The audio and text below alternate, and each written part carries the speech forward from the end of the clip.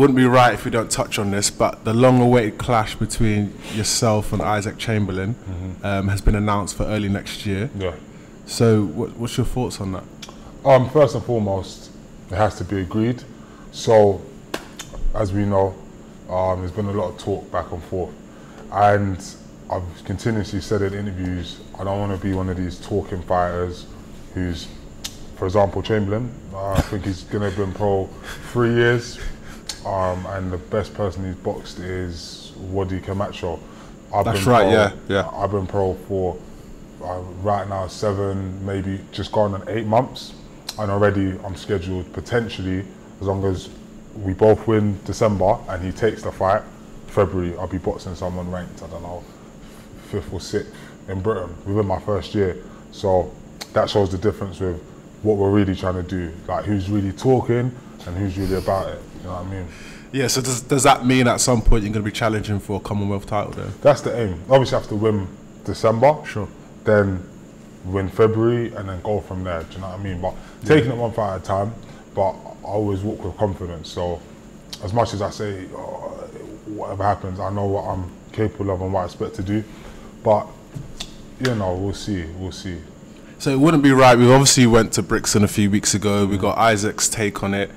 And obviously we're here with you today. It'd be interesting to find out from your point of view, how did the whole rivalry start? How did it start? Because obviously from a consumer point of view, all we saw was obviously, I think, it was yourself and a few of your friends from your entourage or whatever. Yeah. You walked in on a gym and it kind of looked like you were the bad guy. So what was the whole atmosphere, or how did it all start? I think it's, you know, started off quite gentle, you know, as we said, we're both 2 boys, similar age, similar sort of background. I come from Hackney, he comes from Brixton, and same weight class. So it just started in that way, just simple stuff. However, there's nothing direct. So someone might come to me and be like, oh, that Chamberlain says that you're scared. Someone might go to him and say the same. But I think it became really direct because I've never said nothing about his boxing ability or who he's fighting or anything like that. I was boxing, and my 3rd fight was at Sheffield Arena on the Kelbrook undercard when he was boxing Errol Spence. And I remember I was boxing, and then I stopped the guy in the 1st round. The guy was 2-0, whatever. I remember that, yeah. Yeah. Then on the train back home, one of the management team said, look at this, like, isn't this weird? So I look at my phone, another man look at his phone, and it's Isac's thing. Okay, I don't follow him, he doesn't follow me. I found out later that he tweets me, so he might say Okolie, but he won't tag me. Do you know what I mean? So it's all happening. I don't know it's happening. However, this day I look, and then it's him and a few of his friends at the York Hall supporting one of their friends, and they're in the change room watching my fight on their phone, laughing at my performance and also the comments afterwards. Okay. Do you know what I mean? So I've got videos of me recording that. Do you know what I mean? So that's when, okay, that's a bit personal. You're talking about my actual boxing ability. It's one thing, banter, I'll beat him, I'll just, or whatever. But to be like, to basically sort of, don't use bad language, but to sort of... Make a swear if you want, it's fine. So yeah, kind of shit on my name. Do you know what I mean? Like, so I've just got a knockout on the biggest stage than you've ever boxed on, and you're laughing at me. Cool, fair enough. And then I go and then I see straight after that he's screenshotting people's tweets saying Chamberlain will blah blah blah Okolie. So then I go on his Twitter to see the real feed, and I retweet, because it's one thing, he's good because he has this sort of persona that he likes to, my life's so hard not life. Why am I not giving nothing? Blah blah blah blah blah blah. And he really runs with it. And on social media in this country, people really like a loser sort of thing, like, you know, like, it's British culture, we do like a trier. Yeah, do you know what I mean? Yeah. So it's like, they don't give him anything. But, so he's there, and if you look at his thing, it becomes an Okolie hate page. He'll wipe the floor, he'll this, Okolie. And I'm like, okay. So then I engaged that day, you know, you're feeling confident. We had a little back and forth, where he said, you know, he'll knock me out with a right hand and this, that, and other. And then I look at his record. Could he knock me out with a right hand? So I go on Box Rec, and I look and see he stopped one person in his career this time. So, you know, we had a little back and forth that way. And for me, it's fun. It's excitement. But then that's April, May times. Then it gets to June, July, August, just talking. Where I've just come from the GB setup, where you don't talk with your opponents, they don't speak English. You get in and you fight the best fighters, win, lose or draw, you're going in and having a fight.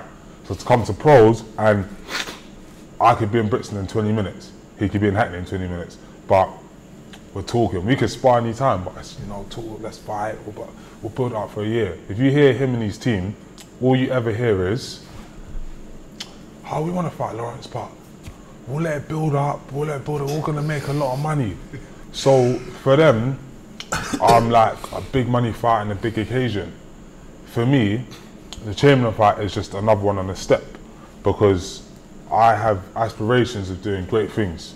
So whether or not they believe it, whether or not anyone else believes it, myself, my team, the people around me, we have goals that we're driving towards. So all this other stuff, this hype, blah, blah, blah, I don't really care for it. So that's why we're here, you know what I mean? So, in your honest opinion, how do you think the fight's going to go between you two next year? If it happens in February. Yeah, if it happens, yeah. I think, don't want to say too much, but it could go two ways, put it this way. It's either going to be a great fight or a rubbish fight. The only way it's going to be a rubbish fight is if it's over very early. So, you know, Chamberlain sparred a lot of good cruiserweights, and you know, he's been around the gym. Issac. So, in a sense, he's a good sparring partner. I mean, what we need to understand about him is that he's got good boxing fundamentals, good boxing ability, and very fast hands. Yeah. So, but he's not the biggest puncher. He can punch a bit, but he's not like you go into sparring and you're thinking, okay, it's just the day he's going to drop me or what. I mean, you know he's going to have decent pop because he's a big guy, but not the hardest puncher. So in terms of sparring, he's ideal. You're going to get good boxing ability, good speed, good fitness, and work on stuff. So if you want to work on slipping a jab from the right hand or work on the inside, you can do it with him because he's got understanding of boxing and he's not going to knock you out. So great sparring partner. So he's picking up a lot of experience. However, he spars big punches, he spars good, he gets good sparring in, because I know some of the people he spars with down in Brixton. However, I think it depends. His mindset, there's a difference between your mindset and your physical capability, okay? I think he's gonna, in a fight against me, he's gonna put his life on the line because it's the be all and end all, to be fair, for him. And everyone around him understands that, because I was the big money fight, I'm the one that's gonna propel him if he beats me. So everything's on line for him. Absolutely, like, do you get where I'm coming from? Sure. So he's gonna have the mentality, he's gonna train hard and he's gonna want to win. The difference is that they say he's slippery, he's this, that, and other, but I know from experience and I know from understanding boxing that you can train as hard as you like, you can be as slick as you like, you can do everything right in training, but boxing is a sport where, like that, one shot, you change the whole fight. Change the whole fight, change your whole mindset. And this is the interesting thing, this is what makes it such a tasty fight, because on one hand you got someone who's had a decent amount of pro experience, and on the other hand you've got a former Olympian. Yeah. How do you feel, what's your thoughts on do you think your Olympic experience will play a part in this fight? Maybe early. So in the first few rounds, it'll play a part. Do you know what I mean? But as we both relax, if he's still there, as we both relax into it, it'll become more of a professional fight. Do you know what I mean? I think more like a chess match. More like because I mean he's a good boxer, but I don't want to get carried away with it. I really don't. You know what I mean? I'm one person. I'm not gonna overestimate someone. I'm not gonna underestimate someone. So I know what I'm gonna get with Chamberlain. Hard fighter, tough, want to win, fit, you know, good on the inside, fast jab. I don't want to say too much technically, sure, but I feel. Oh, but in terms of my boxing pedigree, at the end of the day, I've been in with people who are better boxers than him, with more pedigree, who've done more. Do you get where I'm coming from? Yeah, you fought Cubans, etc. Cubans, etc., etc. So, but I don't even want to talk because a Cuban, he beat me. I want to talk about people that I've beaten. So I've been in there with people who are got more pedigree, have beaten better fighters over 3 rounds, over 5 rounds, who are the best in their country, proven. I've gone in there, beaten them. So I might not have the prettiest looking style. It's exciting, I'm not gonna lie, I'm gonna be honest. You know, because I punch hard, long, looks a bit awkward. Very elusive, yeah. Yeah, but that style has beaten better boxers than Chamberlain is. They don't realise yet because as a pro, I've been blowing everyone away and you don't see many of my amateur fights, but they're gonna realise, unfortunately for them, it's a bit too late. You know what I mean? As long as they've taken a fight, that I'm not just this big, strong powerhouse. Or maybe I am. Maybe all I can do is punch hard. Maybe I won't catch that punch on Chamberlain and he's gonna, you know, outbox me like with his little arms or like out-hustle me. We'll see.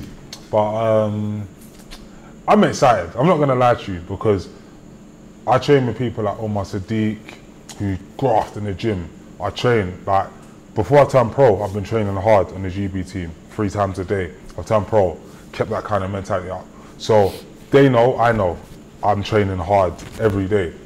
And my point is I can't be doing all that and boxing against journeymen for a year, 2 years, 3 years. I need competition.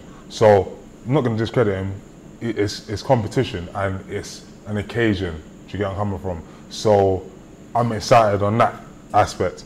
But if he came to the gym to spar me, or you get a carbon copy of him and you take away all the hype, and then you get a carbon copy of me, you take away all the hype, I think the carbon copy of me batters him.